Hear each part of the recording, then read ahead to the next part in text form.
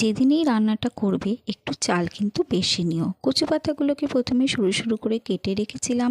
কড়াইয়ে জল ফুটতে দিয়ে কেটে নেওয়া কচু পাতাগুলো তাতে দিয়ে 5 মিনিট ভাপিয়ে তুলে নিয়ে জলটা ফেলে দিয়েছি। কড়াইয়ে সর্ষের তেল দিয়ে নুন হলুদ মাখানো চিংড়ি মাছগুলো হালকা ভেজে তুলে রেখেছি।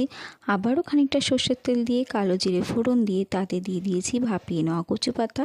একটা মশলার পেস্ট বানিয়ে নিয়েছিলাম। 1 টেবিল চামচ সাদা সর্ষে, 1 টেবিল চামচ কালো সর্ষে, 1 টেবিল চামচ পোস্ত, খানিকটা নারকেল কোড়া ও 4-5টা কাঁচা লঙ্কা দিয়ে সেই মশলার পেস্টটা দিয়ে একটু নাড়াচাড়া করে মিক্সির বাটি ধোয়া জল দিয়ে পরিমাণ মতো নুন, হলুদ ও সামান্য চিনি দিয়ে আবারও নাড়াচাড়া করে আগে থেকে ভেজে রাখা চিংড়ি মাছগুলো দিয়ে একটু জল দিয়ে ঢাকনা দিয়ে রান্না হতে দিয়েছি। ঢাকনা খুলে যখন দেখলাম ঝোল গামাখা হয়ে গেছে, তখন ওপর থেকে দিয়ে দিলাম খানিকটা পরিমাণ লেবুর রস যাতে গলা না ধরে।